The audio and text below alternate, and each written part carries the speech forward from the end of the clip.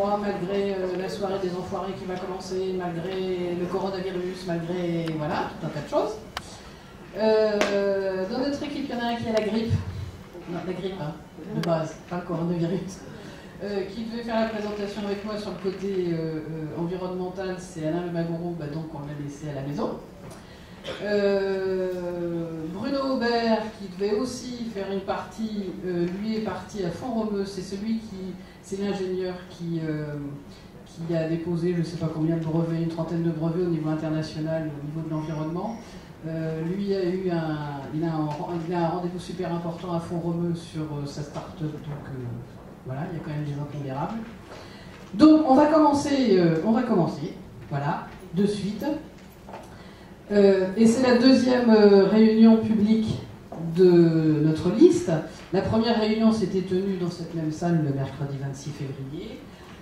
Alors, vite fait, on est 27 colistiers réglementaires plus un suppléant. On est la liste la plus jeune avec 55,6 ans de moyenne d'âge. Une équipe variée, je pense que vous avez eu tous les tracts du trombinoscope dans la boîte aux lettres. Si vous ne les avez pas eus, c'est qu'en fait, il nous en manque 2 rues et donc on va les faire pendant le week-end. Il y a des compétences diverses c'est une liste qui m'a fait le plaisir de me choisir comme tête de liste, mais on est tous sur le même pied d'égalité. C'est-à-dire que quand vous regardez notre affiche officielle, certes, ma photo est plus grande que les autres, mais les autres sont là aussi. Je ne fais pas la moitié de l'affiche à moi toute seule. Alors, nous avons décidé, lors de cette réunion du 26 février, on avait expliqué pourquoi on avait décidé de se présenter. Donc, c'est une liste issue de l'opposition municipale qui revendique une ligne directrice, celle du développement durable, c'est-à-dire que notre action sera basée sur 4 éléments d'importance égale. L'environnement, BANULS préservé, la prise en compte de l'humain, c'est BANULS humaine, le dynamisme économique, BANULS dynamique, et une nouvelle gouvernance, BANULS citoyenne. Et ça explique donc le nom de notre liste, puisqu'on veut agir ensemble pour BANULS, c'est-à-dire avec toute la population de BANULS, et on veut agir et penser autrement, c'est-à-dire en ayant toujours à l'esprit ces 4 éléments. Mais maintenant, concrètement, ça veut dire quoi? Donc, on a décidé de faire 2 réunions différentes pour expliquer notre programme. Et on va revenir sur chacun de ces 4 éléments en indiquant les actions que nous mènerons. Mais je vous rappelle, ces 4 éléments sont toujours d'importance égale, on les aura toujours à l'esprit. C'est-à-dire que quand la semaine prochaine on vous parlera des événements culturels qu'on a envie de créer, eh ben on regardera comment faire pour qu'ils aient un impact environnemental le plus bas possible. Voilà. Donc c'est toujours, voilà, on a toujours ça à l'esprit. Alors le premier élément de notre programme qu'on va vous présenter ce soir, c'est les questions environnementales. Et on va commencer par faire un état des lieux de la situation. Alors, on passe à la diapo suivante. Aujourd'hui, M. Solé revendique mettre l'environnement et la préservation de notre planète au centre de son projet. C'est très bien. Plus on est de fous à y penser, et mieux c'est, donc c'est parfait.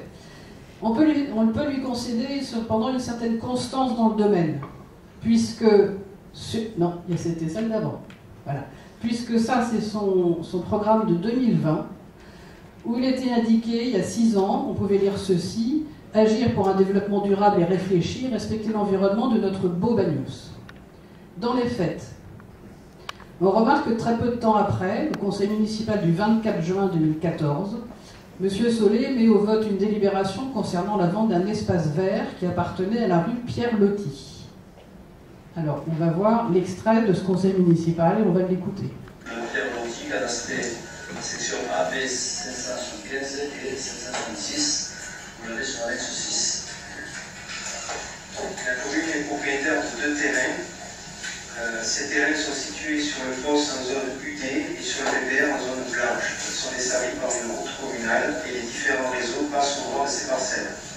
Cet espace ne revêt actuellement aucune destination particulière et eu égard à l'importante demande d'accession à la propriété, il paraît opportun de permettre son acquisition. La direction départementale des finances publiques a estimé le 6 juin 2014 la valeur vénale de ces terrains à 330 € le mètre carré. Il est demandé donc au Conseil de se prononcer sur cette session et d'autoriser M. le maire à entreprendre toutes les formalités nécessaires. Voilà, donc, explication est donnée. On a des terrains qui sont en du Birma, c'est deux parcelles qui sont viabilisées actuellement, qui peuvent être vendues. Moi je pense que ce serait suffisant. Alors, voilà de quels emplacements on parlait. Donc c'est la petite pointe entre la rue Pierre-Loti et la route de Séris. Et dans cet emplacement, c'est un espace assez remarquable, puisqu'il y a une trentaine de chênes-lièges, il y a d'autres arbres remarquables, il y a des tamarins, etc. Bon. Lors de ce conseil municipal du 24 juin 2014, il y a deux personnes parmi notre liste de l'époque de l'opposition municipale qui sont montées au créneau, même trois. Il y a eu Jean-Charles Colomine d'abord, il y a eu Roger Rouille et il y a eu aussi Rosendo Cobet. Et on a demandé un report de cette décision, puisqu'il y avait une partie du conseil municipal qui ne savait pas où ça se situait et à quoi ça correspondait. Il y a effectivement eu report, mais au conseil municipal du 8 décembre 2014, avec l'appui de la seule majorité municipale, et en complète contradiction, et ça pour ça c'est hyper important, en complète contradiction avec l'objectif numéro 1 du plan local d'urbanisme, qui est d'assurer la protection des espaces naturels boisés, le vote a été fait de vendre ces terrains. Et M. Solé a déclaré lors de ce conseil municipal du 8 décembre 2014, ces terrains ne sont pas exploités, il n'y a pas d'intérêt majeur de protection là-dessus. Voilà. Alors pour l'instant, cet espace a été laissé en l'état, mais ça peut changer très vite, puisque la délibération du conseil municipal fait que ça a été voté, donc maintenant ça peut être... voilà, ça peut être vendu, ou c'est peut-être vendu d'ailleurs, on ne sait pas, mais voilà, ça a été vendu, et ça peut être bétonné très vite, puisque la personne peut faire ce qu'elle veut chez elle. Alors, on peut remarquer également aussi qu'à l'heure actuelle, il n'y a aucun produit ménager bio qui est utilisé pour l'entretien des bâtiments communaux. Il y a un seul véhicule communal qui est électrique, mais c'est déjà ça, hein, donc on va saluer aussi cette initiative. Et que la vraie action de la mairie à l'heure actuelle en termes environnementaux, c'est celle-là, Stop au plastique jetable, qui a été initiée par d'autres. Elle a été initiée notamment par les fondateurs de la start-up Plastic-Si, le labo et le biodiversarium. C'est pas moi qui le dis, c'est M. Solé qui le reconnaît. Donc voilà, il reconnaît lui-même dans ses diverses interventions, et on ne peut que le féliciter de le reconnaître et aussi d'avoir accepté de suivre cette idée. Voilà, donc il y a aussi du bon dans cette démarche. Reste que notre démarche à nous, liste Ensemble Autrement, sera beaucoup plus volontariste en termes d'action pour un développement durable et de respect de l'environnement. Si on veut que les générations futures puissent profiter de Banyuls, de l'écrin qu'est Banyuls, eh bien il nous revient de penser et d'agir autrement. Alors, quelles vont être les propositions pour un Banyuls se préserver ? Les actions vont être de deux types. Le premier type d'action, ça va permettre d'engager... Ça va trop vite. Le premier type d'action va être d'engager une politique vertueuse pour l'environnement, tout en augmentant directement le pouvoir d'achat des Banyulins et en apportant du lien social. Si, c'est possible.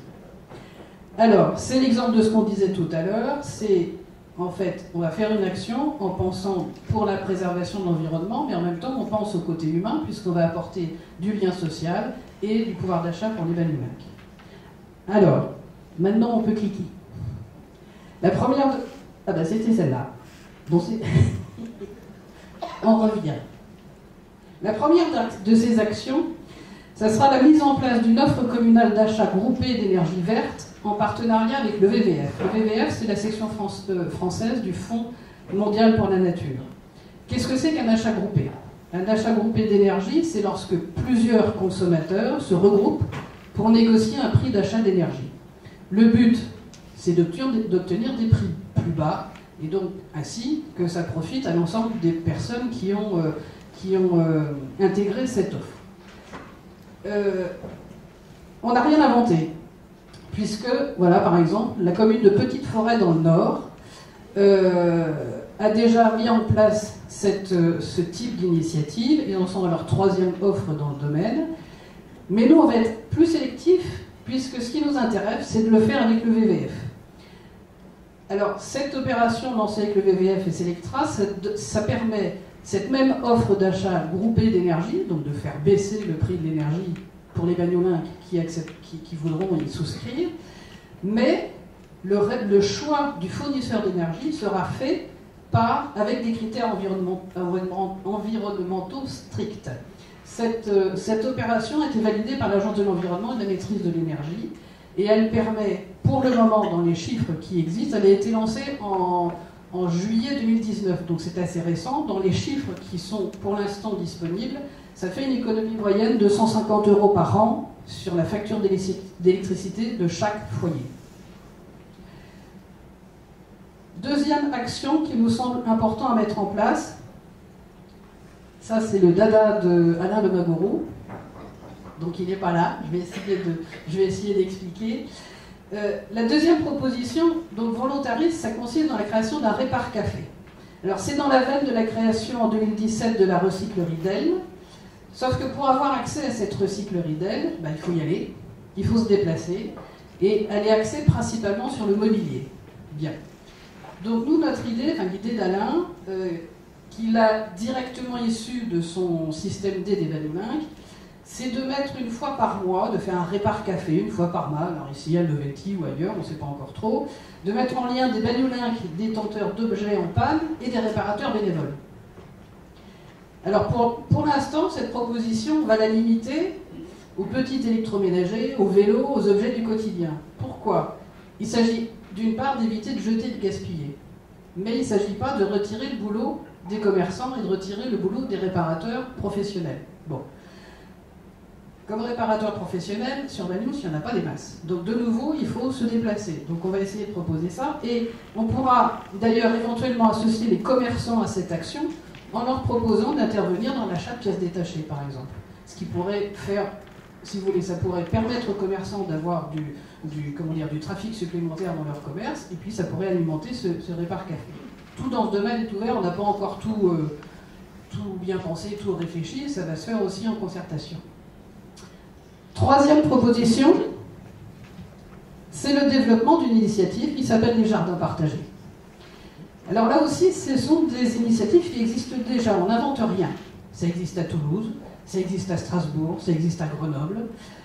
La démarche qu'on propose, c'est celle qui reposera sur la charte des jardins partagés, qui existe depuis 2009. Ça veut dire que pour que la mairie apporte son soutien à un projet de jardin partagé, devra remplir 3 caractéristiques essentielles: être le fruit d'une démarche participative, être ouvert sur un quartier et être respectueux de l'environnement. Alors ces jardins partagés, ça permet tout à la fois d'être un espace convivial de pédagogie. C'est aussi un lieu qui permet l'approvisionnement en fruits et légumes pour des personnes en difficulté, ou pour d'autres qui ne sont pas en difficulté mais qui veulent s'inscrire dans cette démarche. Des parcelles pourraient être donc mises à disposition, et il y aura des modalités pour y accéder. Alors il y a plein de modèles différents. À Strasbourg, il faut forcément que ce soit une association de quartier qui signe le contrat, enfin, entre guillemets, avec la mairie. Bon.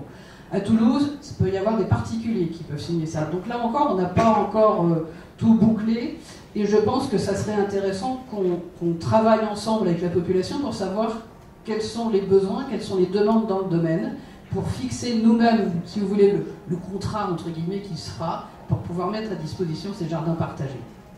En parallèle à cette initiative de jardin partagé, il nous semble important aussi de mener une réflexion sur l'installation de composteurs dans les quartiers, en liaison avec le CIDETOM, parce que pour l'instant, ça n'existe que très peu. Et c'est dommage, parce que franchement, je ne vois pas pourquoi on ne pourrait pas en mettre un peu plus. Quatrième idée, en lien direct avec la population, c'est l'étude de la création d'un site de covoiturage pour la liaison, et là on est bien précis, Bagnous, gare de Perpignan, ou Bagnous, aéroport de Perpignan. Ça ne concernerait que les particuliers, puisqu'il est hors de question qu'on retire un marché de l'entreprise au taxi de Bagnous. C'est pas du tout notre idée. Ça permettrait de limiter les effets de serre dus à la multiplication des transports en voiture particulière, faire réaliser des économies aux particuliers, tout simplement, et apporter du lien social, parce que quand vous faites les 40 km ou les 50 km qui vous séparent, vous faites la causette, et donc, potentiellement, vous pouvez connaître et mieux connaître des gens de Banyuls. Alors, donc, je disais que ça serait réservé aux particuliers.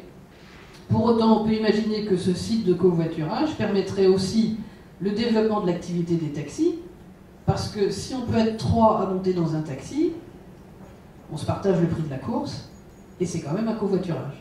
Vous voyez la logique du truc, et là, à ce moment-là, on revient dans la case Banyuls dynamique. On fait de l'activité économique, mais en ayant le côté humain et le côté environnemental avec. Ça, ce sont donc les 4 actions, j'allais dire, pour la population bagnoulingue, auquel la population bagnoulingue pourra participer. Mais il y a un second groupe d'actions. Ce second groupe d'actions concerne des actions en interne au niveau de la ville. Et là, je parle de la ville en termes d'entité administrative, entité collectivité territoriale. Donc notre second groupe d'actions concernant une préservation volontariste de l'environnement, ça concerne le fonctionnement des activités internes de la ville de Banyuls et la gestion de son patrimoine.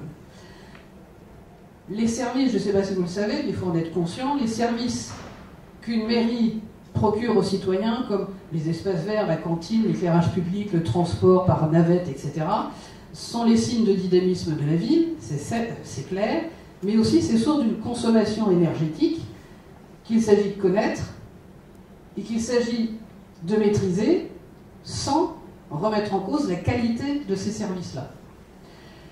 Reste à savoir par où commencer.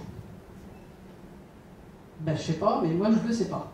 Je ne sais pas qu'est-ce qui est le plus consommateur d'énergie actuellement et dans l'activité de la ville de Banyuls-sur-Mer. Donc, la première chose qu'on va devoir faire, et ça c'est une action qui sera portée par Bruno Aubert, qui a déjà réalisé des bilans carbone, qui sait parfaitement ce que c'est, comment ça fonctionne, qui a déjà suivi des bilans carbone. C'est un bilan carbone. Le bilan carbone, c'est un outil de diagnostic qui a été inventé par l'Agence de l'environnement et de la maîtrise de l'énergie, qui est un organisme d'État. Le bilan carbone, c'est le reflet des activités de la ville en matière de services rendus au public, mais aussi en termes d'impact environnemental. Un bilan carbone, il va passer au crible toutes les compétences municipales. L'administration générale, les équipements communaux, la sécurité, les déplacements des agents municipaux, l'activité du CCAS, etc. Et donc, pour chacune de ces activités, je vous fais la version, la mienne, hein, c'est-à-dire celle que j'ai compris et celle qui n'est pas hyper scientifique.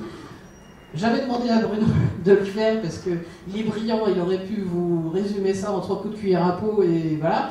Il n'est pas là, et tant mieux pour lui, parce que ça veut dire que son entreprise fonctionne. Donc je vais vous le faire à ma façon. Pour chacune de ces activités, donc on va compter, entre guillemets, l'énergie qui a été nécessaire pour produire cette compétence. Et on va transformer ça en une seule unité de mesure, qui s'appelle un nombre de tonnes équivalent CO2, dioxyde de carbone. Et donc ce nombre de tonnes, ça va être, en fait, on va comme ça, pouvoir calculer le nombre de tonnes équivalent CO2 qui sont nécessaires pour produire toutes les compétences de la ville de Banyuls.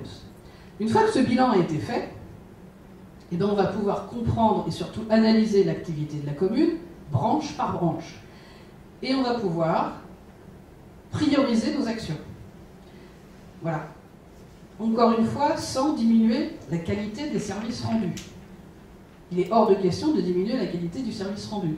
Mais si, en faisant, je raconte n'importe quoi, mais c'est, voilà, si en faisant une petite économie je sais pas, de chauffage ou je sais pas quoi, on arrive à diminuer le bilan carbone, non seulement c'est meilleur pour la planète, mais in fine, c'est meilleur pour le porte-monnaie de la commune. La loi Grenelle 2 a fait obligation aux collectivités locales de plus de 50 000 habitants de faire des bilans carbone. Eh bien nous, on n'a pas 50 000 habitants, sauf qu'on propose de le faire pour la ville de Banyuls. Pourquoi? Parce que comme ça nous permettra de savoir sur quoi on doit agir en priorité. Et à partir de là, on pourra déterminer selon les résultats du bilan carbone, si on doit agir plutôt sur la transformation des bâtiments communaux en bâtiments autonomes, donc en faisant un diagnostic thermique énergétique, ou si on doit plutôt se pencher sur l'éclairage public, ou si on doit plutôt se pencher sur la rénovation du parc de véhicules de la commune, ou si on doit se pencher sur la manière de travailler des agents communaux, ou si on doit se pencher... Vous voyez ce que je veux dire? C'est que tant qu'on n'a pas ce bilan carbone, on est incapable de savoir qu'est-ce qui nous mange le plus d'énergie. Donc on va commencer par le début, et on va faire le diagnostic, et puis après on fera les actions petit à petit. Voilà. Alors un bilan carbone, c'est une très très grosse étude, mais l'avantage, c'est que c'est très très largement subventionné par les services de l'État, et notamment l'Agence de l'environnement et de la maîtrise de l'énergie. Et d'autant plus qu'on ne fait pas, que ça sera une démarche volontaire, que ce n'est pas une démarche obligatoire. Et donc à partir de là, des subventions, on peut en avoir. Donc ça serait quand même dommage de s'en priver, ça serait dommage de partir dans tous les sens, parce que je vois que M. Solé, pour ne pas le citer, il part sur des trucs d'éclairage, de machin, ben oui, mais moi je ne sais pas si c'est le premier truc à faire. Je n'en sais rien. Et moi j'aimerais bien savoir qu'il m'explique, et j'aimerais bien qu'il m'explique pourquoi il se base là-dessus, en priorité. Tant que moi je n'ai pas de bilan carbone, je ne sais pas. Donc je ne prends pas de décision autre que celle de faire le bilan carbone, puis après on prendra les décisions, en suivant. La quatrième action qui sera faite, ça sera la constitution d'une brigade de l'environnement assermentée. Et là, je vais passer la parole à Marc.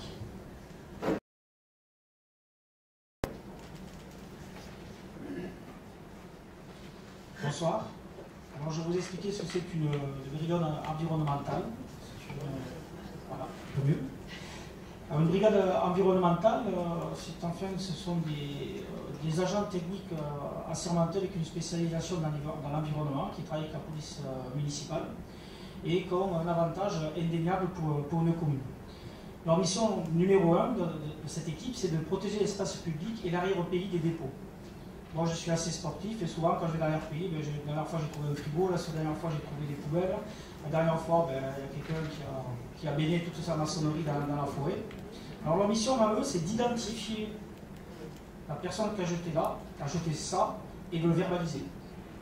Comme ça, on va commencer un petit peu à faire comprendre que la nature, ça se préserve, et que ce n'est pas son rôle. Surtout qu'on a, au niveau de la communauté des communes, on a une déchetterie, il suffit de l'amener tout simplement là-bas pour que ça soit traité. Sa deuxième mission se traite sur la voie publique. Et ça, vous l'avez tous remarqué. Souvent, on se balade et qu'est-ce qu'on retrouve? On trouve des déchets jetés dans un coin. Dernièrement, on a eu des poubelles avec des gravats jetés dans un coin de rue. On ne peut pas tolérer ça. Je veux dire. Alors, on va revenir avec la police environnementale qui va identifier la personne et qui va lui demander de ramasser ce qu'elle a jeté. Il y a aussi un contact direct. Il y a aussi la problématique qu'on rencontre souvent, ce sont des chiens errants. On a des chiens errants. Et c'est parce qu'il est errant qu'il n'appartient pas à quelqu'un. Alors des fois, quand une personne, accidentellement, son chien s'est échappé, on identifie le chien, la police environnementale contacte la personne pour qu'elle vienne récupérer le chien.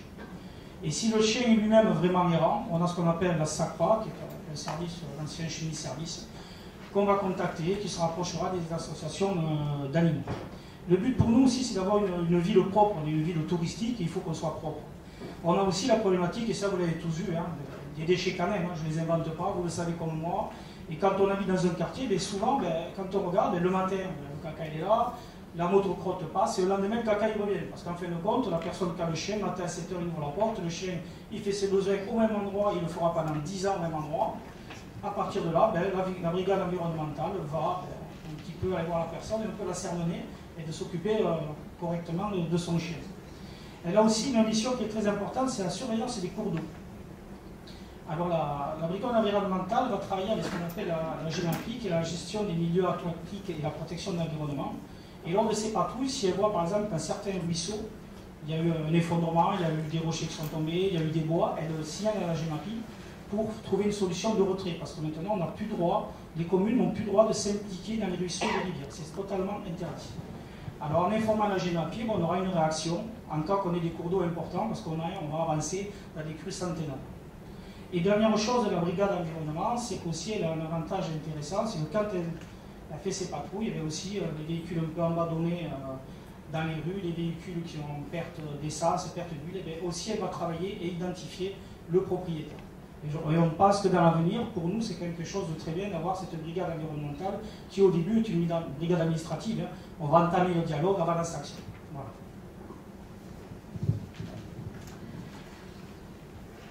Donc voilà l'ensemble de notre programme pour l'environnement. Il est volontairement court, parce que déjà c'est du boulot. Voilà. Donc il y a des choses qui peuvent se mettre en place très très vite. Le bilan carbone, il va falloir du temps pour le faire. Donc a priori, voilà. Donc on préfère uniquement promettre, nous, ce qu'on peut tenir. Le deuxième point qu'on voulait aborder avec vous ce soir, donc je vous rappelle, on a toujours nos 4 points, nous se préserver, humaine, citoyenne, dynamique.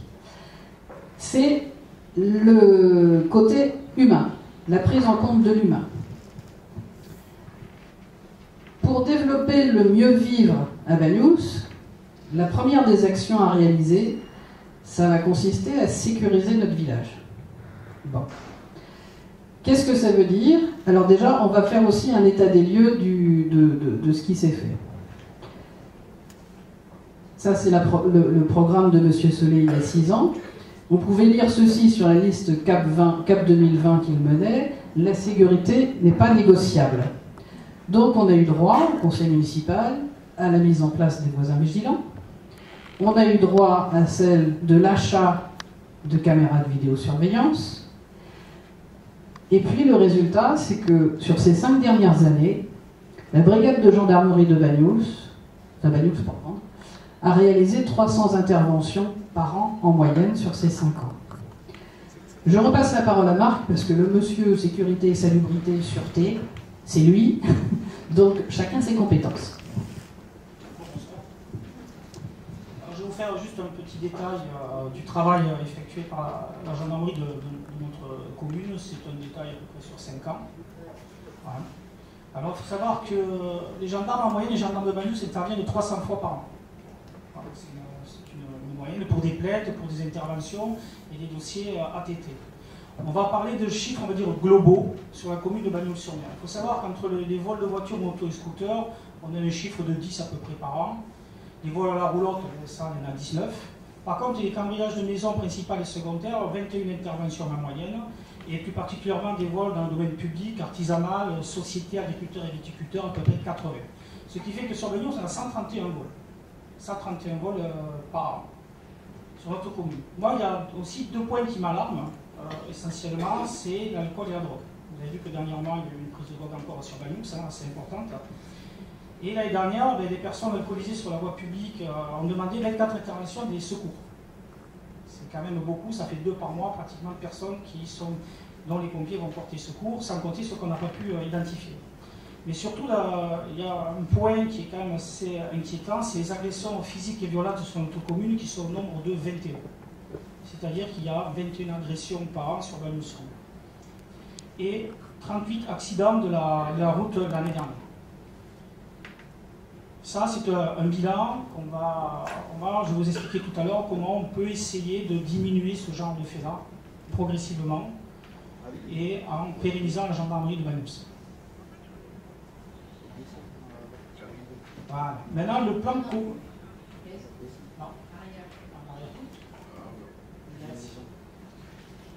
Un autre dossier, le plan communal de sauvegarde. Alors, qu'est-ce que c'est que le plan communal de sauvegarde? C'est un plan qui permet d'identifier les risques à Banyuls-sur-Mer. Alors, ce plan est établi par le préfet, par ce qu'on appelle le DDRM, le dossier départemental des risques majeurs. Le préfet identifie dans chaque commune du département des risques. Banyuls, on connaît les risques, à part, on a un risque de tremblement de terre, ça on ne peut pas le traiter. On a un risque d'inondation, un risque de feu de forêt et un risque de submersion marine. Voilà, ces 3 risques sont identifiés et la commune est tenue de faire ce qu'on appelle un DICREM. C'est un dossier d'information communale des risques majeurs, avec un porté connaissance à la population. Le dernier DICREM avait été fait par M. Jean Rennes en 2013. Nous, on se propose de le revoir parce qu'il y a tout le temps des avancées. Alors pour nous, il faut créer un pas particulier des risques d'inondation en concertation avec la direction départementale de la mer, de la préfecture et de la GEMAPI. Pourquoi je vous reparle de la GEMAPI? Parce que c'est Actuellement, la GEMAPI, c'est les seuls qui ont le droit de travailler sur les risques d'inondation dans le département. Il va falloir faire une analyse complète des différents risques à court et à long terme par sa fréquence et gravité. On appelle ça une courbe de Farmer. On va voir le nombre de fois qu'on a été inondé, par où on a été inondé pour pouvoir commencer à travailler.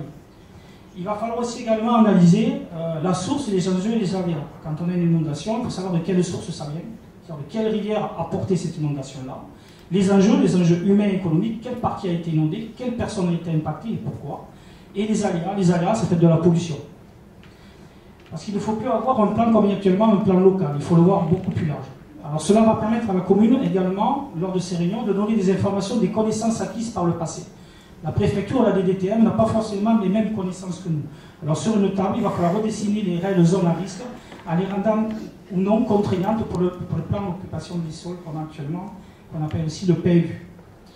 Pourquoi? Parce qu'en octobre 2019 de cette année, il y a une circulaire émanant de la préfecture est tombée, sans aucune discussion avec les communes, avec personne, et qui a rendu complexe et pénalisant la commune pour son développement. Je m'explique. Ils sont partis d'un principe très simple. On est en risque de submersion, on le sait très bien. Et ils ont gonflé le risque.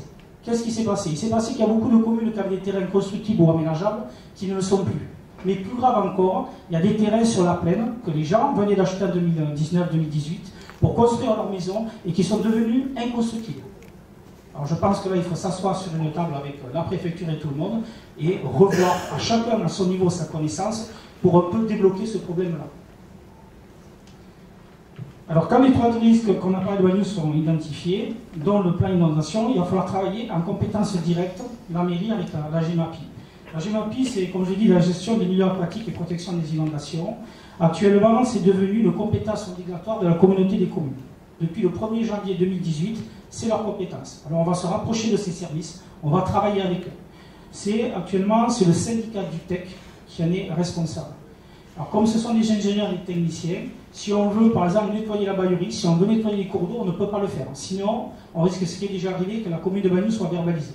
Il faut travailler avec eux, et ça, on va peut-être y arriver par le dialogue. Alors, cela permet de nettoyer avec eux les ruisseaux, les rivières, mais aussi les barrages écrêteurs, en toute conformité en respect des règlements pour éviter bien sûr des procès-verbaux. Il va falloir qu'on voit un peu les limites des risques d'inondation. On peut limiter le risque d'inondation, mais on ne peut pas arrêter l'inondation. Le feu, on l'arrête, mais l'eau, on ne l'arrête pas. Alors on s'est un petit peu penché sur certains risques qu'on a à Bagnoul. Si on a le risque qu'on peut peut-être travailler avec eux, qui est le bail Pompou qui se trouve derrière le GICB. Chaque fois qu'il y a eu des inondations, le bail Pompou a débordé dans la partie gauche du lit mineur au lit majeur. Et de là, il est allé dans la zone artisanale. Et de la zone artisanale, il va vers l'ancien F-Aquitaine et il dégueule sur l'avenue du Puy-Delmas. Quand on regarde, il y a peut-être possibilité d'aménager pour mieux l'orienter sur le bail Pompou.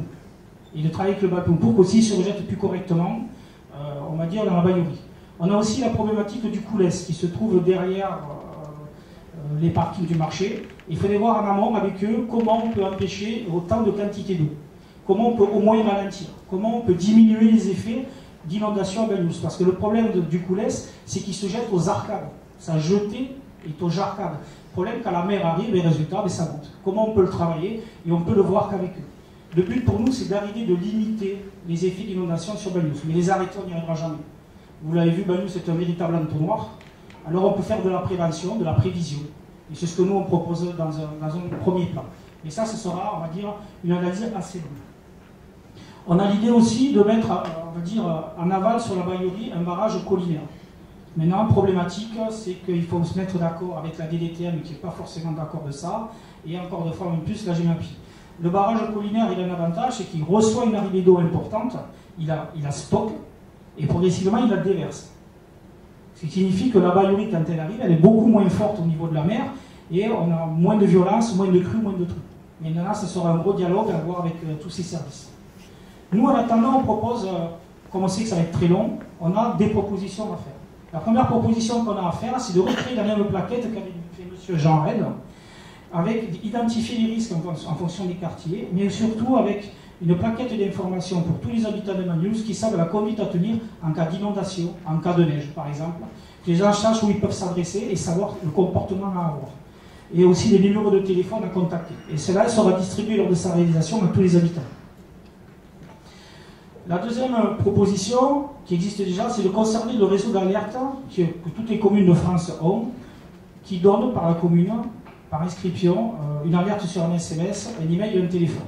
Par contre, elle est vraiment améliorée parce qu'elle n'est pas à 100% de sa capacité.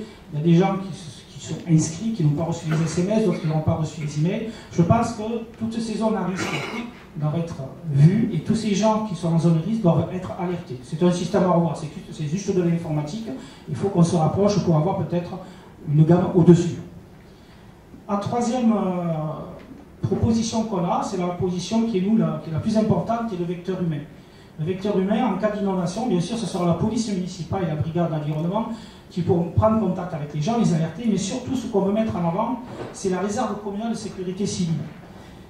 La réserve communale de sécurité civile, vous les avez tous vus à Bagnous. Ce sont les gens bénévoles qui, avec un tacrate jaune habillé en orange, l'été, ils font des patrouilles dans la forêt de Bagnous, sur la côte vermeille, et ils montent de temps en temps, ils sont sur la tour de guet pour surveiller les feux de forêt. L'avantage de cette RIS, c'est qu'il fait partie de la loi du 13 août 2004 de la modernisation de la sécurité civile, et on peut leur offrir un panel beaucoup plus important de leur mission.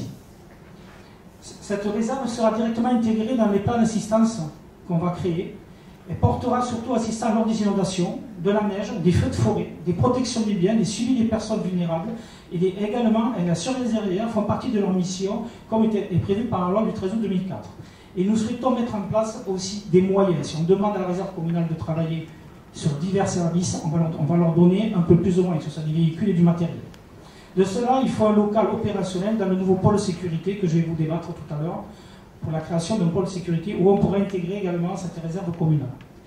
En matière de risque de feu de forêt, nous on le sait, on a encore eu le feu à la Salette cet été, il va falloir qu'on se retrouve sur une table ronde aussi avec les chasseurs, les gens de l'ONF, le service incendie, pour qu'on crée des nouvelles pistes DFCI que vous empruntez tous quand vous baladez en forêt, c'est des pistes de défense de forêt contre l'incendie.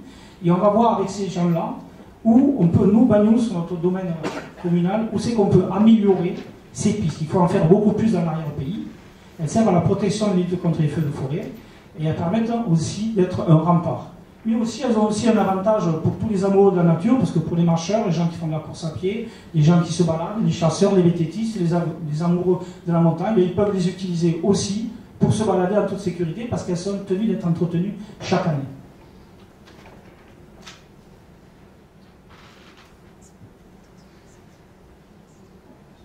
Alors, la gendarmerie nationale, comme on vous a parlé tout à l'heure du nombre d'interventions dans la gendarmerie nationale, il faut savoir qu'en 15 ans, en France, il y a 500 brigades de gendarmerie qui ont fermé. Voilà, 500 brigades de gendarmerie en France ont fermé. Bagnous, dans les années 90, avait été sur un plan de fermeture également. Alors dernièrement, on s'est passé sur des dossiers, et je vous l'ai dit. Dernièrement, les rapporteurs du gouvernement, deux sénateurs, Philippe Paul et Yannick Vaugrenard, s'inquiètent de nouveaux maillages territoriaux des brigades de gendarmerie avec la solution radicale de fermer les gendarmeries aux effectifs de 10 gendarmes et moins, à partir de 2020, en fonction des crédits qui leur seront alloués. Bagnous, il y a 10 gendarmes. Et sur 10 gendarmes, il y en a quelques-uns qui sont titulaires, d'autres qui sont en contrat. Alors leur idée à eux, c'est que ces gendarmes soient regroupés sur une seule gendarmerie. Ça, c'est leur première idée. Je ne veux pas dire que ça va être fait tout de suite, mais on sait très bien que quand l'État commence à avoir des idées, il ne faut pas qu'un jour, on vienne nous taper à la porte en vous disant, on vous ferme la gendarmerie, on vous déploie et on met tout à port vendre. Et là, quand on est face au pied du mur, c'est la problématique. La deuxième chose, c'est que ces deux sénateurs aussi ont pu dire que, au mieux, pour garder les gendarmeries, ça c'est quand même assez drôle, il faut les transformer en maisons France Service. Il y en a une à Bagnous qui a fait partie du déploiement, on va dire, de l'envie de la République en marche. J'en ai installé quelques-unes en France. Bagnous a eu cette chance d'en avoir eu. Et eux, ils proposent que ce service soit délocalisé dans les gendarmeries. Et dans cette même gendarmerie, dans ce pôle gendarmerie, on mettra une permanence des impôts, de la carte, de la sécu. Et on laissera un ou deux gendarmes. Et c'est souriant, mais c'est la réalité. Ils laisseront un ou deux gendarmes juste pour prendre les plaintes, et c'est les gendarmes pour vendre les termineront. Ça, c'est une des propositions qui vont. Pour l'instant, ils ne vont pas, mais quand on commence à penser comme ça, je pense qu'il faut être réactif. Et tout ça, ils le font, ils le disent clair et net. Tout ça parce qu'on profite des plages horaires de la gendarmerie. Voilà leur idée. Alors pour nous, ce n'est pas acceptable du tout. Nous, ce qu'on veut, c'est si on est élu, on va agir assez rapidement. Et nous allons prendre des mesures qui sont concrètes parce qu'il va falloir pérenniser la brigade de gendarmerie de Bagnous. La première des choses qu'on propose, c'est de prendre les voix de monsieur le préfet Vigne et le colonel du commandant de gendarmerie, monsieur Guillaume Poumou. Voilà, il va falloir s'asseoir une fois de plus sur une chaise et dire voilà, est-ce que vous visez notre gendarmerie, oui ou non?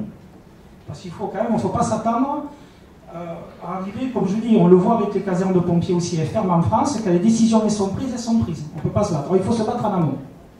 Et à partir de là, nous, ce qu'on propose, c'est une réhabilitation aussi. Ils sont prêts à nous dire non, on vous garde la gendarmerie de Bagnols-sur-Mer. Nous, on propose une réhabilitation de la gendarmerie. Ce bâtiment est des années 90, il est vieux, je suis allé le voir dernièrement, il est vétuste, il est abîmé. Pour sa réhabilitation, on aura des subventions du conseil départemental parce que c'est un service de proximité. On aura également l'aide de l'État, parce que les gendarmes appartiennent au ministère de la Défense et au ministère de l'Intérieur. Le gendarme est un militaire, il appartient au ministère de la Défense, mais il est sur les ordres du ministère de l'Intérieur. Et tout ça aussi, ce sont des subventions, et bien sûr, la commune aidera à la réhabilitation de la gendarmerie. Et c'est pour nous des batailles prioritaires.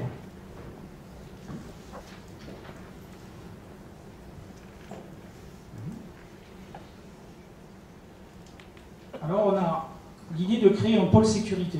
On a 2 terrains en vue pour créer un pôle sécurité. Un pôle sécurité, ça regroupe différents services de sécurité. Alors je suis, en tant que pompier, je suis membre du comité hygiène et sécurité, conditions de travail des sapeurs-pompiers professionnels du 1066 et je visite les casernes de sapeurs-pompiers. Celle de Bagnols-sur-Mer est une caserne qui a 30 ans. C'est une caserne qui n'est plus opérationnelle. Je vais juste vous citer des choses très très simples. Vous ne le savez pas, mais les pompiers de Bagnols ont un gros mérite. Ils sont pompiers volontaires, mais ils ont un gros mérite parce que quand ils rentrent à l'ambulance, il faut que les 2 pompiers qui sont assis à droite descendent. Il faut qu'ils ferment les rétros. Ils rentrent en ambulance. Ils sont à la salle des murs. Et le conducteur est obligé de sortir par la porte de droite. Voilà où on est la caserne. Pourquoi? Parce que c'est une vieille caserne. Le camion feu de forêt, quand il démarre, toutes les fumées rentrent dans les locaux de la caserne. On a une vieille caserne. Alors dernièrement, j'ai vu le directeur départemental des services à incendie, le général Salmazou. J'ai vu son directeur adjoint ensemble, le colonel Grisot. Et on a entendu, et on est d'accord, pour mettre la construction de la nouvelle caserne des sapeurs-pompiers de Bagnols dans le plan de construction de 2021 pour 2 millions d'euros. Et elle sera à l'attaque à partir de 2022. Pour que Bagnols, c'est une véritable caserne de sapeurs-pompiers neuve. Celle-ci, elle nous coûtera 0 €. Les services d'Hermine Malher le prennent à 100% en charge. Le département prend la caserne à 100% en charge. On doit donner juste nous 1 € pour l'euro symbolique pour le terrain. Et après, ils s'occupent de tout. Ça, c'est quelque chose qui est facile à mettre en place et qui est déjà en cours de préparation et d'étude. La deuxième proposition qu'on fait pour les secours, c'est que moi j'ai du mal à comprendre qu'à Port-Vent, 4000 habitants, il y ait tous les jours 3 pompiers de garde à la caserne. À mi-saison, il y a 4 pompiers de garde à la caserne et l'été, il y a 10 pompiers de garde à la caserne, jour et nuit. Bagnols-sur-Mer, aucun pompier de garde à la caserne, 5000 habitants. Il y a quand même une réflexion à avoir. Alors on en a discuté. Et c'est vrai que Bagnols n'a à 3 pompiers de garde que l'été, juillet-août. C'est la commune la plus importante l'été, c'est la commune la plus importante de la Côte-Vermeille l'hiver, et c'est celle qui est le moins dotée. Alors on a passé déjà des discussions pour qu'on augmente les gardes casernés au centre de secours de Bagnols-sur-Mer. Et ainsi qu'on puisse aussi avoir une convention avec les employés communaux. Une convention de détachement. C'est-à-dire que l'employé communal sapeur-pompier volontaire, de temps en temps, quand il aller travailler aux ateliers, il ira monter une garde au centre de secours de Bagnols. Et toute la garde qui monte au centre de secours de Bagnols, le service départemental d'incendie rembourse la commune. Ça ne coûtera pas grand-chose non plus. Et ça, c'est ce qu'on mettra si on est élu en place. Alors, le pôle sécurité. Alors, dans le pôle sécurité, comme tout à l'heure vous avez pu comprendre, il y aura la brigade environnementale. Mais on veut créer, dans ce pôle sécurité, un nouveau bâtiment, la police municipale de Bagnols.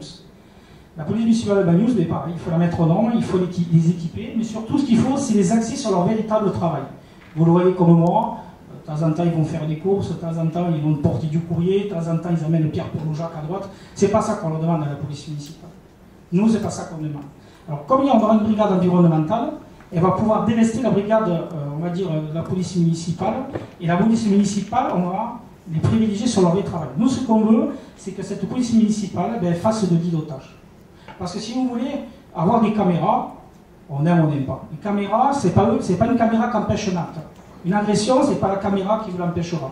À Perpignan, ça marche un peu les caméras. Pourquoi? Parce que derrière, vous avez un policier municipal H24 qui surveille la caméra, et à côté, il y a une équipe qui est prête à partir dans la minute. Ah ben nous, c'est pas le cas. Alors nous, ce qu'on privilégie, c'est de l'îlotage.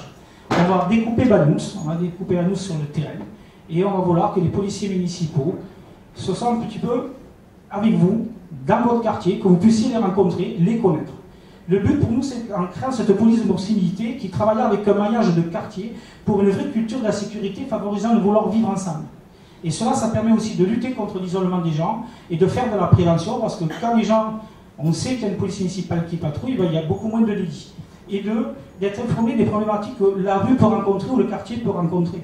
Souvent, vous le savez comme moi, vous avez dans la rue, il y a quelqu'un qui met la musique fort. Il est 1h du matin et on n'a pas trop des fois le courage d'y aller, et puis on se dit des fois ça peut mal tourner. Rien que d'informer la gendarmerie, d'informer la police municipale, ben, ils iront voir la personne qui des fois elle-même ne s'aperçoit pas que la musique elle la met fort et qu'elle gêne, et on entendra un dialogue pour que cela ce soit un peu plus calme. Et voilà, c'est ce petit maillage-là qui va permettre de travailler ensemble, de discuter et que nos quartiers soient un peu plus agréables. En même temps, les SRA, c'est réelle mission de prévention routière. Je vous ai dit 40 d'accidents par an à Banyuls. Bon, on peut peut-être limiter. Elle travaille aussi sur le stationnement gênant et des règles de circulation. Voilà. On va l'axer vraiment sur son travail. Quand on regarde sur la police municipale, tout le monde le dit, on la voit que sur le front de mer. Ce qu'on veut, nous, c'est qu'elle travaille avec la population et qu'elle sécurise, rien que par leur présence, les quartiers. On a une idée également de mutualiser la police municipale la nuit, lors des carences de la gendarmerie, avec un partenariat avec la ville de Cerbère. Les différentes polices municipales actuellement à Cerbère proposent d'augmenter la police municipale. Alors pourquoi je parle de carence? Alors peut-être vous ne le savez pas, mais il y a des nuits entières. Dans une semaine, par exemple, et pendant 2 nuits, vous n'avez pas de gendarmes à Banyuls. Ce sont les gendarmes de Port-Ventre qui prennent le relais. Et à tour de rôle. Des fois, les gendarmes de Port-Ventre, ils ont personne, c'est les gendarmes de Banyuls. Quand vous avez les gendarmes de Port-Ventre qui sont de permanence, s'il y a une intervention à Collioure, ils vont partir à Collioure. Si au même moment il y a une intervention à Banyuls, ben vous avez de la chance, c'est bingoloto. Soit c'est les gendarmes d'Argelès qui viennent, soit les gendarmes de Saint-Génis. Vous comprenez que le temps il est long, hein, la nuit. C'est le maillage de la gendarmerie, on ne peut pas le changer. Par contre, nous on peut l'améliorer. Nous on propose de travailler avec Cerbère, et ce sera si on est élu un dialogue qu'on aura, pour lors des carences, avec des zones horaires bien définies par les gendarmes, parce que les professionnels c'est les gendarmes, et on aura une police municipale qui patrouillera sur les 2 communes et qui pourra en attendant commencer à faire le premier maillon de la sécurité en attendant peut-être les gendarmes d'Argelès ou de Port-Ventre. Et c'est peut-être comme ça aussi qu'on permettra peut-être d'avoir moins de passages de drogue, moins de problématiques le soir. Et pour finir avec la police municipale, beaucoup de gens parlent des nuisances sonores, hein, mais il existe un appareil sonore à la gendarmerie de Banyuls, et les gendarmes de Banyuls sont prêts à le prêter à la police municipale, où ben, voilà, ils feront des contrôles, pas répressifs, mais des contrôles voilà, pour un petit peu sur les véhicules qui font du bruit. Parce qu'une nuisance sonore à 2h du matin, une moto à fond dans une rue, je pense que tout le monde l'entend, et des fois quand il n'y a pas de pot d'échappement, c'est pas génial.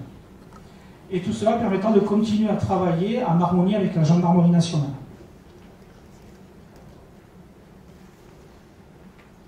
Alors la brigade d'environnement, qu'on a appelée tout à l'heure, qui elle, comme je vous ai dit, l'environnement, je vous l'ai déjà développé, sera également dans ce pôle, parce qu'elle fait partie de la police municipale. C'est 2 entités, mais du même service. La brigade d'environnement et la police municipale sont dans le même bâtiment, mais avec 2 missions totalement différentes. Alors la réserve communale de sécurité civile aura également son bâtiment dans ce pôle sécurité. Un bâtiment qui sera étudié avec eux, qui sera élargi avec eux, où on leur permettra d'avoir le matériel, vu qu'on veut élargir, comme on a dit, leur mission, on leur fournira le matériel, et on préparera ces bénévoles ayant un casernement pour eux, approprié à leur mission qu'on leur demande.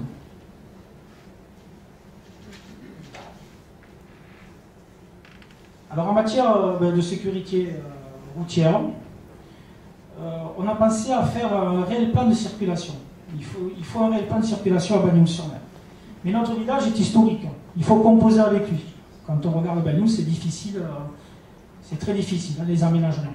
Alors nous, ce qu'on propose, c'est de faire plusieurs plans de circulation, et on les proposera en concertation avec les riverains. C'est-à-dire que si on a envie de changer une rue de sens, si on estime que ça peut apporter quelque chose à Banyuls, on discutera aussi avec les riverains, et on ne va pas imposer le changement de sens.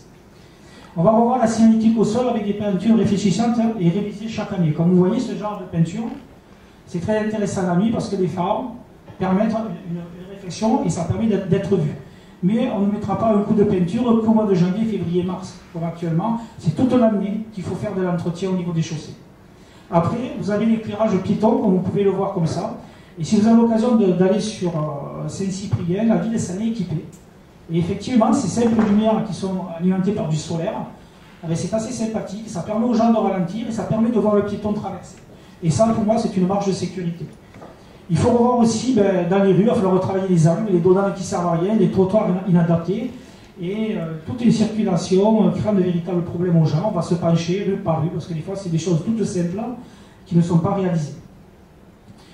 On a également l'idée, dans un premier temps, l'aménagement de la rue Espoir-Rabos. La rue Espoir-Rabos, c'est la rue du country, qui est une rue qui déleste pas mal. Et quand on regarde, quand on se penche, il y a des choses simples, on regarde qu'à gauche, on pourrait facilement l'élargir, mais c'est des cailloux, il faut un petit peu travailler. Et on voit que les lampadaires, ils sont très avancés dans la rue. Rien qu'en déplaçant ça de chaque côté, on gagne plusieurs dizaines de centimètres, ce qui permettrait plus facilement aux véhicules de se croiser et les gens de l'utiliser. Et en l'utilisant, on délaisse l'avenue Général de Gaulle. Et quand une rue est agréable ou une route agréable à prendre, on la prend. Là, c'est vrai que chaque fois, on a des problématiques sur cette route. Après, bon, on ne va pas vous mentir, oui, on va faire une étude du pont de la Baillerie. Moi, depuis que je suis enfant, j'entends, on va voir un pont à la Baillerie. Mais on va, nous, faire une étude. Faire une étude pour savoir le coût, la réalisation et l'emplacement judicieux, et surtout voir si c'est vraiment réalisable. Parce que je pense que c'est un pont qui va coûter assez cher. Alors, à sa dernière réunion publique, M. Solé a montré une étude, il paraît qu'elle a déjà été faite. Nous sommes élus, on ne le sait pas. Donc nous, on dit qu'on va faire une étude, si elle existe, tant mieux. C'est dommage qu'on ne le sache pas. Si elle n'existe pas, on la fera. Voilà. Et dernier aménagement qu'on aimerait bien, c'est toute la route du Père Carmer à Saint-Michel, qui est très sinueuse. Et là, il va falloir qu'on se penche dessus. Est-ce qu'il y a une grande utilité à la faire, à l'arranger? Est-ce que cette route va vraiment délester Banyuls? Est-ce que celle-ci, si elle est bien faite, les gens du Maastricht peut-être, les gens, on va dire, de cette partie-là vont l'utiliser? Est-ce que des gens, on va la prendre pour aller au camping? Voilà, des idées il y en a, mais il faut aussi qu'elles soient réfléchies. Savoir s'il y a vraiment un intérêt pour les Banyulins d'utiliser cette route-là. Ça sera aussi un des dossiers sur lesquels on se penchera et on révisera. Alors pour terminer, on va parler des parkings et du stationnement. Bon, vous le savez tous comme moi, Banyuls, vous voyez l'été, il y a des queues là-bas, il y a des queues partout dans Banyuls. On n'arrive pas à se garer à Banyuls-sur-Mer, mais le pire, c'est qu'on n'arrive non plus, on n'arrive plus à se garer l'hiver. Alors je pense que là, nous, on va faire un réel travail, on a pas mal d'idées dessus, on va revoir les stationnements sur le front de mer. Je vous explique que vous le savez tous, chaque fois qu'un camion est garé, la moitié du camion dépasse sur le front de mer, ça gêne tout le monde. Il suffit qu'il y en ait deux et ça y est, on est dans un bouchon. Alors nous, on va revoir l'aménagement du stationnement sur le front de mer et de l'avenue Général de Gaulle qui a été amputée de pas mal d'emplacements. Après, on a une idée qui nous a paru très intéressante. On aimerait racheter le parking de F-Aquitaine. Dans le parking F-Aquitaine, vous avez le parking F-Aquitaine, vous avez le boulodrome, vous avez le tennis et une zone, on va dire, verte. Du calcul qu'on a fait, si on rachète ça, on peut faire une centaine de places en plein milieu de Banyuls-sur-Mer gratuites. Ça permettra d'avoir des places pas loin de l'école, pas loin du cimetière et non plus pas loin de la gare.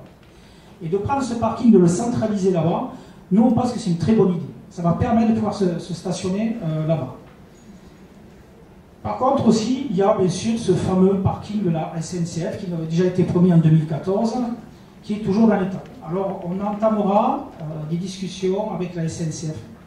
Il faut savoir pourquoi depuis toutes ces années on n'y arrive pas. Il doit bien y avoir quelqu'un qui peut dire pourquoi ils ne veulent pas le vendre ou pourquoi on ne peut pas l'aménager. Nous ce qu'on propose, soit c'est de l'acheter, soit d'avoir avec eux un engagement sur 6 ans qui nous donne l'autorisation de l'habiliter correctement pour la population et pour les touristes. Après, il y a un point qui paraît intéressant, mais qui nous pose aussi encore réflexion, c'est-à-dire c'est de l'utilité du rond-point Bijard, de faire une route à proximité de la SNCF qui irait jusqu'au parking en sens unique. Bon, les retours qu'on a du réseau ferré de France et du service national des chemins de fer français, il y a peut-être une problématique de largeur de sécurité entre la voie ferrée et la route qu'on veut créer. Alors pour l'instant, on ne va pas vous dire qu'on le fait. On attend le retour de la SNCF et du réseau ferré de France. Pour l'instant, d'après ce qu'on peut comprendre, c'est de pouvoir mettre une route à côté d'une voie ferrée d'un train d'entrant, c'est complexe, il y a plusieurs mètres de distance pour pouvoir faire la route. Et s'il y a plusieurs mètres de distance pour faire la route, dans cette route, si vous regardez le passage de ce chemin-là, il y a aussi des maisons. On ne va pas amputer les maisons pour faire une route. Après, on propose aussi l'augmentation des zones bleues. Et on aimerait élargir les zones bleues à 45 minutes. On a discuté avec beaucoup de gens, et des fois 30 minutes, ce n'est pas suffisant. Vous avez la poste, vous faites la queue. Si des fois vous allez faire 2 courses, vous allez à la pharmacie, après vous partez dans un magasin, des fois, 45 minutes, je pense que ça serait sympathique. Surtout qu'à Banyuls, on a énormément de PV assez régulièrement depuis quelques années.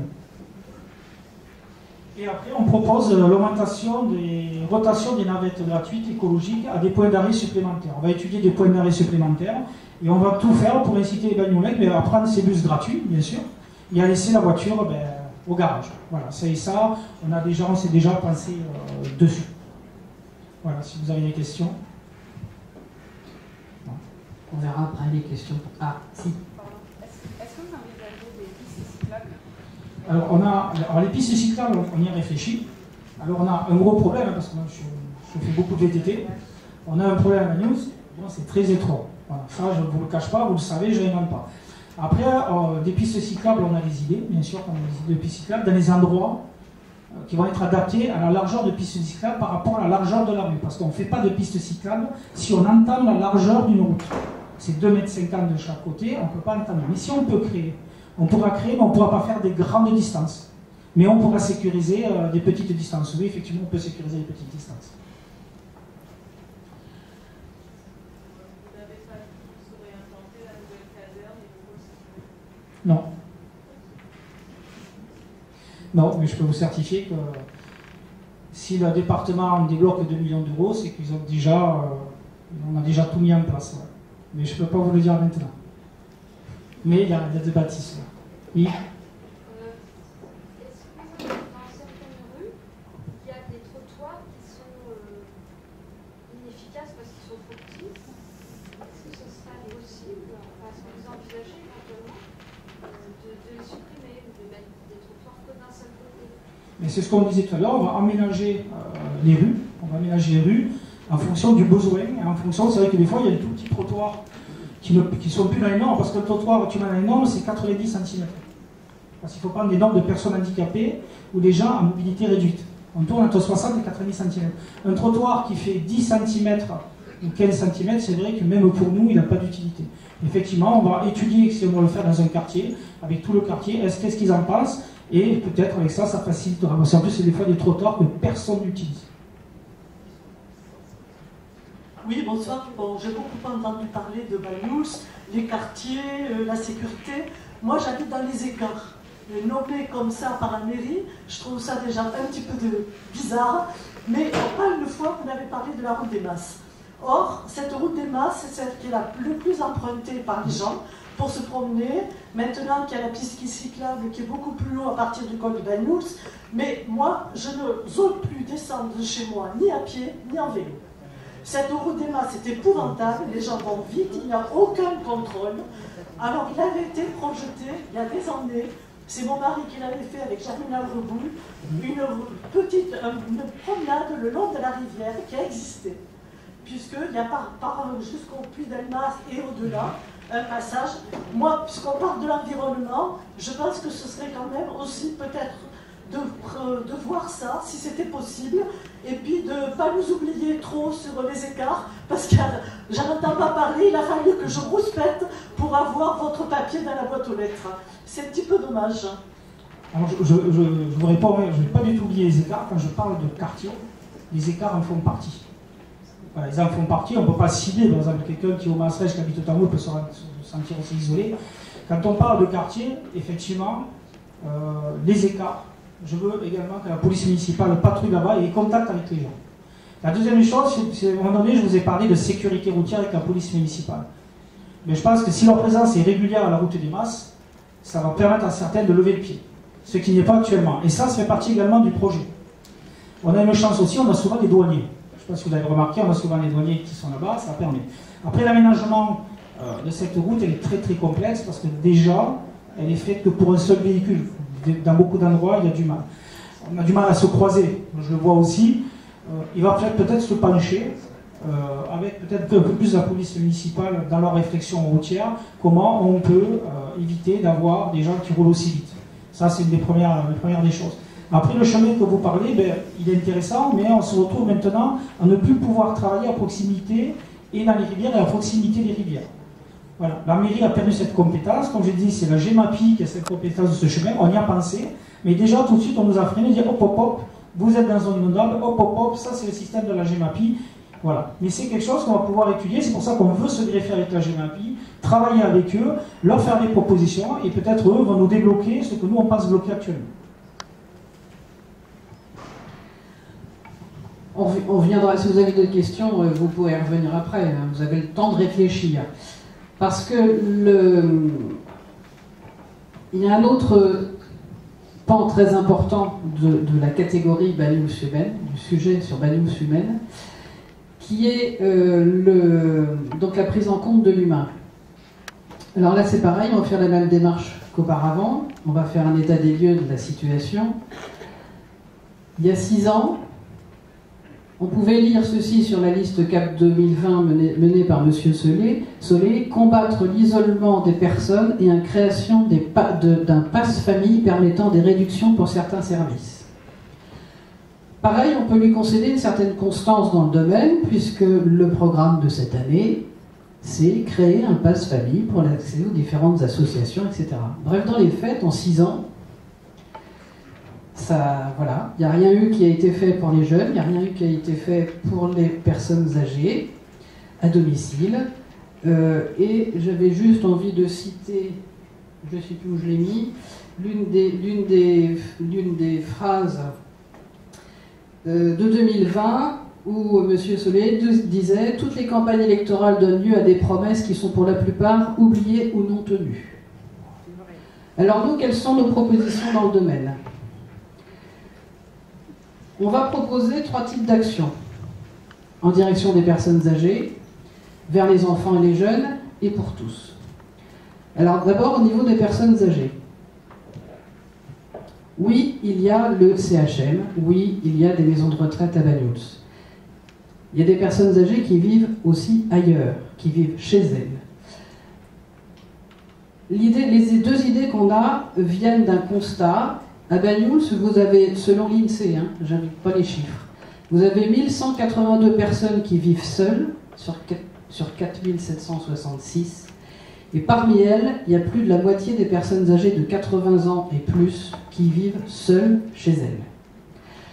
Alors, qu'est-ce qu'on peut faire pour les personnes âgées qui le désirent? Évidemment, il est hors de question qu'on impose quoi que ce soit. On va essayer de mettre en place un système de cohabitation intergénérationnelle solidaire.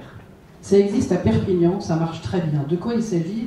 À Perpignan, ça a été montré par une association qui s'appelle Part-Âge, P-A-R-T Âge. Et donc en fait, il s'agit d'un accueil volontaire par des personnes âgées de 60 ans et plus, on peut aller à 70, 75, 80 ans, dans leur logement et dans des conditions contractuelles très strictes, très très strictes, d'un lycéen ou d'un étudiant en échange de services. Ces services ne sont pas soumis au code du travail, on est bien d'accord. C'est-à-dire que le jeune, il ne va pas faire les soins, la personne âgée. Le jeune, il ne va pas faire le ménage. La DMR, Solevi, les infirmiers libéraux, etc., tout ça, c'est des professionnels. Donc c'est pas aux gamins de s'occuper de ça. Voilà. Par contre, le jeune, eh ben, s'il dort, comme il va dormir, puisque c'est un logement, une cohabitation intergénérationnelle, la nuit, si la personne âgée tombe, ou si la personne âgée a une crise d'angoisse ou je ne sais pas quoi, elle n'est pas toute seule. Il y a un jeune qui est là. Alors comment est-ce que ça se passe à Perpignan? C'est l'association Partage qui... Alors c'est sur la base du volontariat donc des personnes âgées, c'est sur la base aussi du volontariat des jeunes. Ils font des études très précises sur les profils des uns et des autres. Ils les font se rencontrer 1 fois, 2 fois, 3 fois, 4 fois. Et puis si ça colle, entre les deux, il y a un contrat qui est passé. Le contrat est très strict, c'est un hébergement pour un temps limité de 9 mois, c'est-à-dire 1 année universitaire. Ça permet donc aux personnes âgées qui ont leur maison vide pendant l'hiver d'avoir quelqu'un. Ça leur permet de continuer à recevoir leurs enfants pendant l'été, puisque l'étudiant ou le jeune n'y est plus. C'est un contrat aussi très strict qui indique en toutes lettres qu'il n'y a pas de captation d'héritage, il n'y a pas de machin, enfin voilà, c'est très très strict au niveau légal, c'est cadré, il n'y a pas de problème. Il faut savoir que cette idée, on l'a eue pourquoi?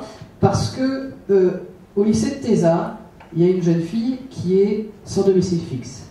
Au lycée de Villeneuve-d'Elmans, il y en a 3. Au lycée de Rivesaltes, il y en a 4. En tant que parent d'élèves élu, je suis toutes ces situations de précarité extrême des étudiants et des lycéens. Je peux vous dire que quand ils sont dans la galère, ils sont dans la galère. Il y a des gamins qui ont 18 ans, qui vivent dehors, dans la rue, et qui continuent d'aller au lycée ou à la fac. Et donc il y a une demande de ces jeunes. Et moi je me suis dit, tout simplement, s'il y a des personnes âgées à Banyuls qui ont ce besoin et cette envie d'accueillir chez eux et de faire du partage, pourquoi ne pas le mettre en place? L'autre idée qu'on a, c'est la mise en place de seniors BAFA. Alors ça fait beau pour rire. C'est une expression qui est sortie du rapport parlementaire de Myriam El Khomri, qui a été fait sur la loi, en préparation de la loi autonomie et grande dépendance. Cette loi, normalement, devrait arriver en juin au Parlement. Et les seniors BAFA, c'est quoi? C'est tout simplement l'embauche par des collectivités locales, sur des temps réduits, de jeunes qui sont déjà qualifiés, c'est-à-dire des jeunes qui sont titulaires d'un bac service à la personne, par exemple. Et ces jeunes, donc cette embauche se fait avec le soutien financier de la Caisse nationale d'allocation familiale. Il va y avoir des demandes de collectivités territoriales pour expérimenter ce système dès juillet 2020. Donc quand la loi va passer là en juin 2020, l'ouverture de cette expérimentation va se faire automatiquement. Si on est dans les premiers à tirer, on y aura droit. Ce qui veut dire que cette embauche sera gratuite, puisque totalement financée par la Caisse nationale d'allocation familiale. Et ça permettra d'avoir une petite brigade, entre guillemets, de jeunes qui vont pouvoir aller à domicile, chez les personnes âgées, faire des petites animations de quartier, c'est-à-dire, voilà, au Puy-d'Elmas, par exemple, il y a Madame Intel avec Monsieur Machin qui veulent se rencontrer, ils ont du mal à marcher, ils ont du mal à se rencontrer, et bien le senior BAFA, il va en prendre un sous le bras, il va rencontrer, on va faire une partie de cartes, une partie de domino, enfin ce que vous voulez, tout simplement prendre le thé, faire des animations à domicile. Et ça va se mettre en place. Et il y a un autre système aussi qui peut être possible, c'est un partenariat avec une association qui s'appelle Unicité, pour lutter contre l'isolement des personnes âgées à domicile. Vient toujours l'organisation d'animation au domicile des personnes âgées ou des visites de convivialité. Et là encore, on n'invente rien, puisque c'est un système qui a déjà aussi été mis en place dans la jolie petite commune de Petite-Forêt, dans le Nord. Moi, j'estime que quand il y a des bonnes idées qui existent, autant s'en inspirer. La deuxième action qu'on voudrait faire, c'est vis-à-vis des enfants. L'idée là est venue du fait qu'à Banyuls, toujours selon l'INSEE, vous avez 16% des foyers fiscaux qui vivent sous le seuil de pauvreté. C'est un chiffre dont on ne parle pas, c'est une réalité. Ce qui veut dire que dans des familles, et ces foyers sont généralement, le chef de famille de ces foyers sont généralement âgés entre 42 et 48 ans, c'est toujours les chiffres de l'INSEE, je n'invente rien. Entre 42 et 48 ans, ça veut dire que ce sont des gens qui ont généralement des enfants. Les enfants, c'est compliqué quand vous n'avez pas un rond pour faire une activité extrascolaire. Or, c'est indispensable pour le développement de l'enfant. Donc nous, on va proposer pour les enfants de 3 à 15 ans de leur remettre, sur présentation de l'enfant évidemment et d'un justificatif de domicile, de leur remettre des coupons d'activité nominatifs. Ça existe déjà, ce sont des coupons qui sont faits par l'Agence nationale des chèques vacances. C'est comparable au même système des chèques vacances. Coupon de 20 €, un enfant 20 €. Si l'enfant fait partie d'une famille qui reçoit l'allocation de rentrée scolaire, sur présentation de justificatif, il aura droit à un deuxième coupon de 20 €. Et s'il veut faire une partie d'une association, une activité sur Banyuls, il y aurait une petite prime de 5 € en plus. Après, c'est aux associations de Banyuls, aux clubs sportifs de Banyuls, de se débrouiller pour accepter ces coupons-là. Banyuls Danse le fait déjà. C'est juste un papier administratif à remplir. Et donc, avec Arquette, qui s'occupera des sports et de la jeunesse, on est prêt à leur donner un coup de main pour développer ça. Pourquoi est-ce qu'on arrête ça à 15 ans? Tout simplement parce que La région offre ce même service à partir de 16 ans. Donc on ne va pas faire doublon, ça ne sert à rien. Nous, on va s'arrêter à 15 ans. Pourquoi? Parce que après, pour les jeunes qui sont un peu plus vieux, on va mettre en place une autre opération qui va s'appeler Mon permis grâce à la mairie. Entre l'âge de 16 et 19 ans, exclusivement les enfants qui ne sont pas, enfin les jeunes qui ne sont pas apprentis. Pourquoi? Pourquoi ces limites d'âge? Parce qu'à partir de 19 ans, il existe une aide du conseil départemental. Donc ça ne sert à rien de doubler. Ensuite, pour les apprentis, ils ont déjà leur permis qui est payé par la région. Donc ça ne sert à rien non plus. Donc nous, on va uniquement se limiter à cette tranche d'âge-là, 13-19 ans, qui ne sont pas apprentis. 16-19, pardon. 16-19, pardon. Pourquoi?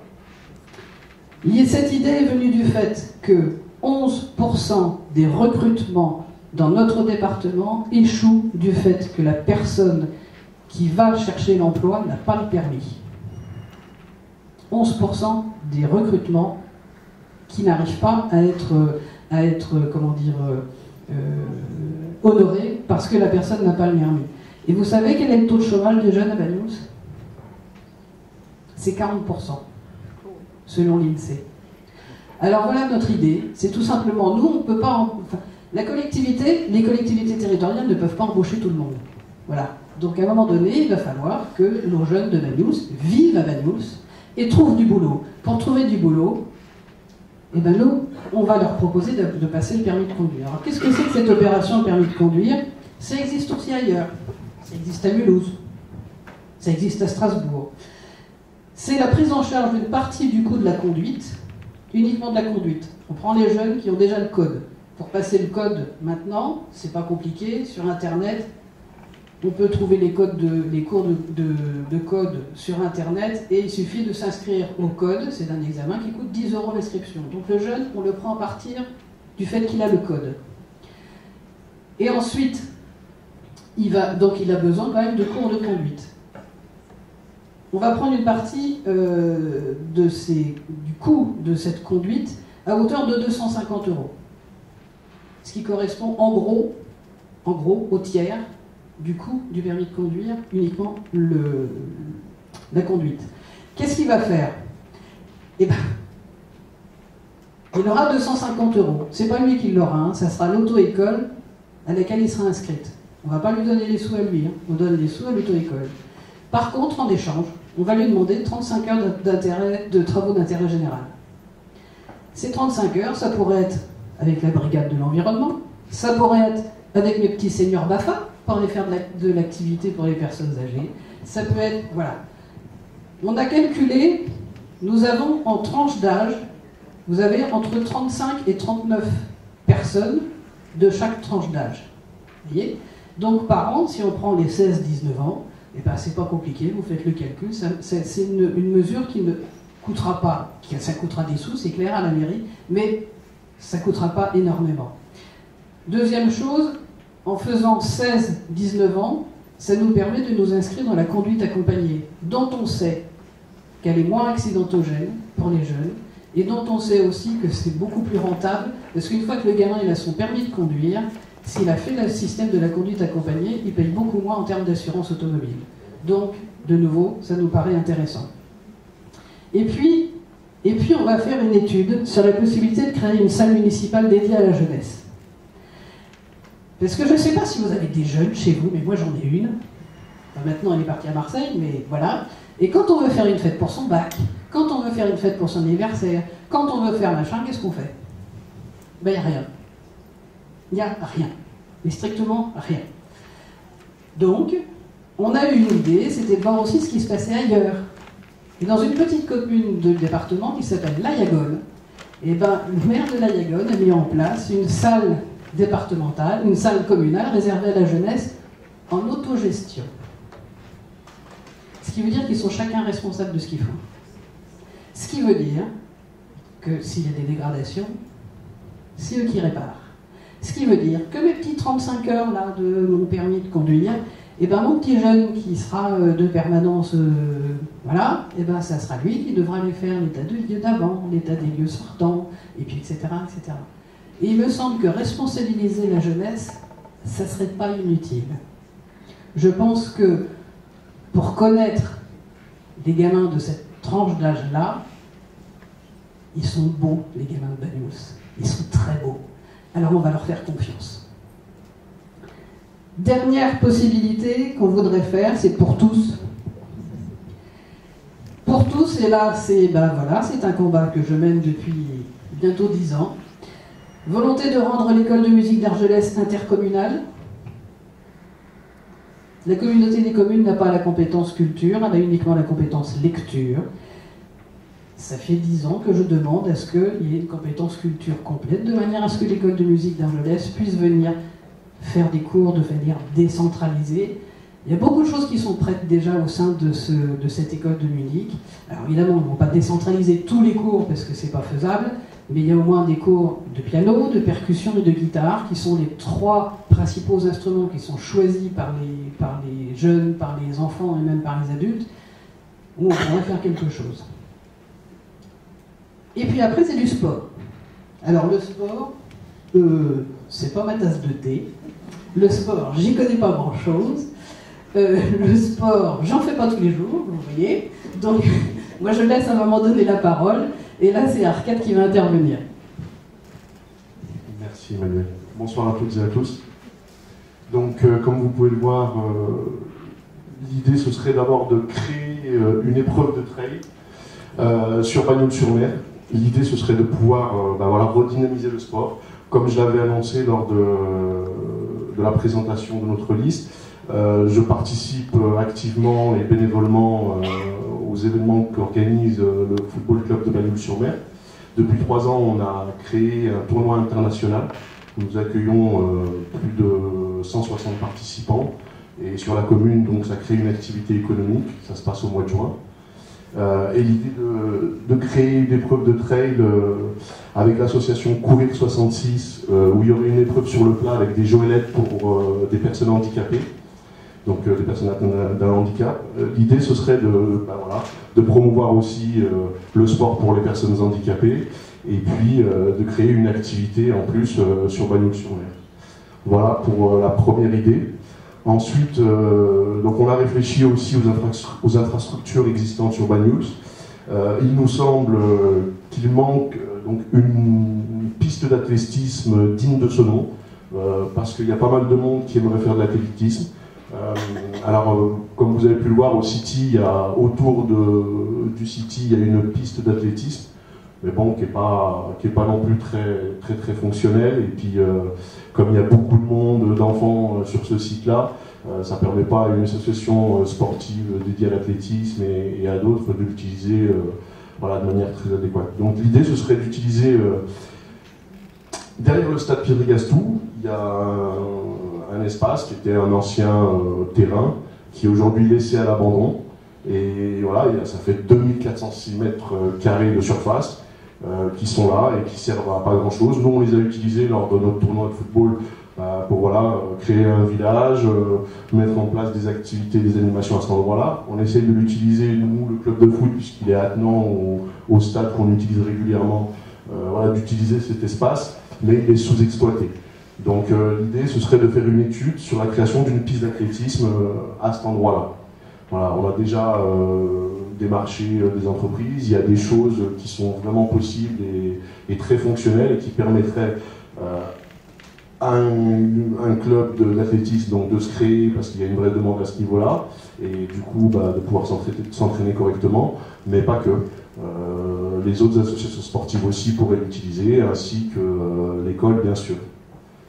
Voilà pour le deuxième projet que nous avons au niveau sportif. Et enfin, et surtout, pour moi, ce serait celui qu'il aurait fallu mettre en premier, c'est d'abord effectuer un état des lieux exact des activités sportives à Banyuls, parce qu'il y a un vrai manque. Moi, ça fait 3 ans que je suis sur cette commune et je me suis rendu compte que voilà, il y avait pas mal de soucis pour beaucoup de parents. Je donne un exemple, mon fille fait de la gymnastique. On est plusieurs familles à devoir aller jusqu'à Cabestany pour que nos enfants puissent faire de la gymnastique dans un club correct. À Banyuls, il n'y a pas de gymnastique. Un autre point important aussi, je crois qu'il y en a beaucoup d'entre vous qui le savent, Il y avait un club de rugby de la Côte-Vermeille et qui n'existe plus cette année. Voilà, le club a coulé, il y avait une grosse subvention de la part de la municipalité de Banyuls, mais pas que. Mais voilà, le club n'existe plus aujourd'hui et il n'y a plus de rugby à Banyuls. Je ne suis pas un pro-rugby, mais voilà, je suis pour le sport et moi ça me dérange qu'il n'y ait plus de rugby à Banyuls et que voilà, il faut absolument qu'il y ait une vraie volonté de recréer une dynamique à ce niveau-là et qu'il y ait du rugby à Banyuls qui puisse être fait pour les enfants de Banyuls, quoi. Donc voilà, on y travaillera et on étudiera les projets avec grand sérieux à ce niveau-là. Alors la municipalité, si on est élu, nous, ce sera d'apporter un appui financier et puis aussi une réflexion autour peut-être de la création d'une école de rugby ou autre. Voilà, il y a différentes possibilités qui peuvent être étudiées et nous les étudierons avec grand sérieux. Et puis voilà, un état des lieux exact des activités sportives à Banyuls, parce que l'idée ce serait peut-être aussi de pouvoir mener une réflexion, une coordination de tout ça. Et l'idée ce serait de peut-être découler vers la création d'un office municipal des sports à Banyuls-sur-Mer, qui permettrait donc de rassembler toutes les associations sportives, de les mettre en lien, en partenariat, de pouvoir mutualiser les moyens sur plein de domaines et du coup d'avoir une meilleure gestion du sport à Banyuls. Voilà. Et se pose aussi la question du gymnase.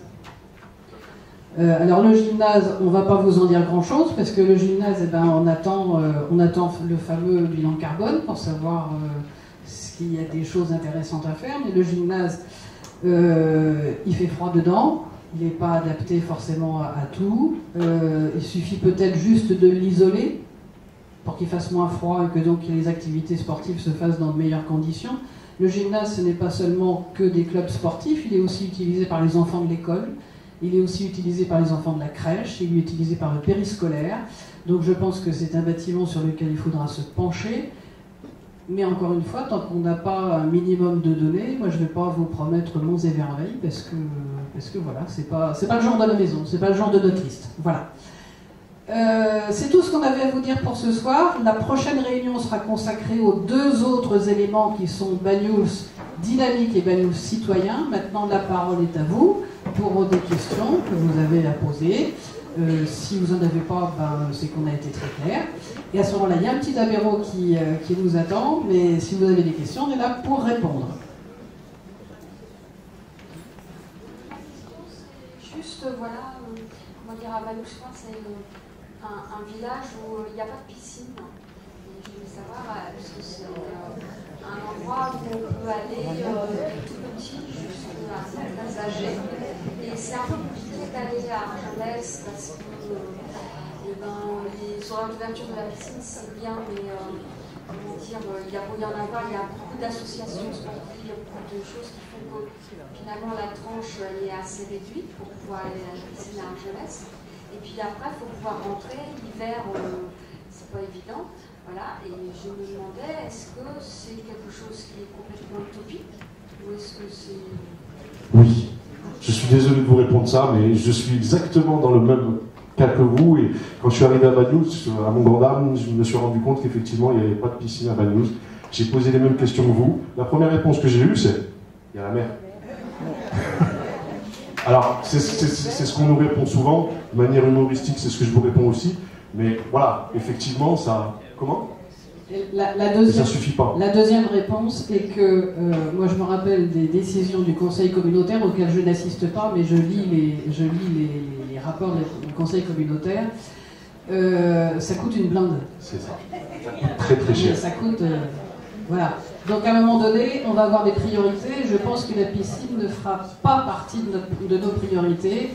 Par contre, essayer de voir comment on peut mutualiser des transports vers Argelès quand il y a des activités qui se font là-bas, pourquoi pas.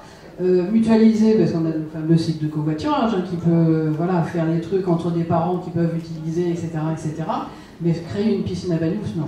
Hors de question, c'est trop. D'abord, c'est trop cher, et puis ensuite, à un moment donné, l'empreinte carbone, pas possible. Voilà, et puis bon, la piscine la plus proche est quand même à 15 minutes. C'est vrai que celle d'Argelès-sur-Mer est très adéquate. Hein. Moi, j'y vais avec les enfants de l'école de Banyuls depuis 3 ans, donc pour l'initiation à la nage des petites classes. Et voilà, c'est une piscine qui est très fonctionnelle et qui permet voilà, de faire... Enfin, ce que je pensais, c'est qu'il y a quand même une piscine à Talacap. À l'époque, il y avait des tarifs à Talacap pour les Banyulins. Aujourd'hui, ils ne sont plus, à part ceux qui habitent au Castelbéar. Eux, ils ont droit. Fait que peut-être que c'est vrai qu'on n'en a pas discuté en équipe, là, c'est quand même bien que tu soulèves la question. On pourrait voir si la municipalité ne pourrait pas réintervenir auprès de Talacap pour refaire ça, parce que c'était quand même bien, en effet. Alors, comme je le disais tout à l'heure, l'idée c'est de faire un état des lieux des activités sportives existantes et d'associer bien sûr la population banyulingue à cette réflexion-là. Et vous faites une remarque qui est très judicieuse, madame, et effectivement c'est quelque chose, vous voyez, on a déjà des réponses et il y a déjà des choses à partir de vos remarques et de votre réflexion aussi qui vont nous permettre aussi d'avancer sur ces choses-là et peut-être de trouver les bonnes solutions.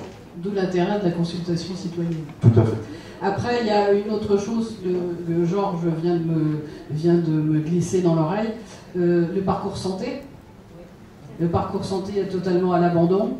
Voilà, il y a une liste ENI qui a déjà pensé à ça, et ils ont raison, ils ont tout à fait raison. C'est quelque chose qui doit être remis en ordre de marche. Oui, une question. Mon français est un peu limité, je ne comprends pas ce que ça veut dire trail.